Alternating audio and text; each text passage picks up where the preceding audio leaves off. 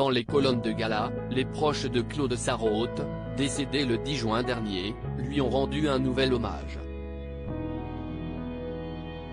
Christine Bravo en a profité pour dévoiler la petite astuce de la journaliste pour continuer à boire comme elle le désirait, malgré une contre-indication liée à son âge avancé. Claude Sarraute est décédé à l'âge de 95 ans, le 10 juin dernier. Cette ancienne journaliste du Monde s'était notamment fait connaître du grand public grâce à ses apparitions dans les émissions de Laurent Ruquier, à la télévision comme à la radio sur Europe 1 ou RTL. L'animateur de France 2 n'avait d'ailleurs pas pu cacher son émotion au moment de lui rendre hommage au micro de RTL. Si est-il une femme formidable? Si est-il une des premières femmes libres, plus féministes que l'on imagine? Son billet dans le journal Le Monde était très attendu, durant des années. Elle avait tellement de choses à raconter, avait-il confié au moment d'évoquer la mémoire de la fille de l'écrivaine Nathalie Sarraute. Les grosses têtes avaient rendu hommage à Claude Sarraute. Un hommage avait été rendu à Claude Sarraute aux grosses têtes.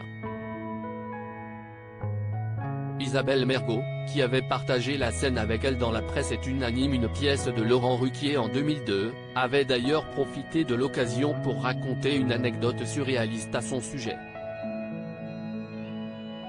Dans les colonnes du magazine Gala, celles et ceux qui ont partagé le micro avec Claude Sarraute ont évoqué, à leur tour, leurs souvenirs la concernant et notamment les voyages qu'organisait Laurent Ruquier pour fêter ses anniversaires. À La Havane, dans un bar, elle a voulu tester tous les rhums cubains, malgré la chaleur. Je la revois avec ses lunettes de soleil et son éventail, on aurait dit une vieille star américaine, s'est ainsi remémoré Christophe Beaugrand. Le majordome de la femme de lettres cachait ses bouteilles d'alcool. Christine Bravo a, elle, dévoilé l'astuce imparable de Claude Sarraute pour continuer à boire comme elle le désirait, alors que ça lui était interdit à son âge très avancé. Elle était nos limites, fumait comme un pompier et picolait joyeusement, rappelle-t-elle.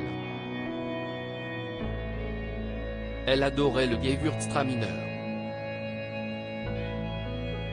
Chez elle, son majordome planquait les bouteilles, ça la rendait dingue. Vers la fin de sa vie, elle n'avait le droit de boire qu'à partir de 19h, mais, si tu arrivais à 18h, elle disait « Allez, il est presque 7h » et faisait tout un cinéma pour qu'on ouvre une bouteille, s'amuse-t-elle.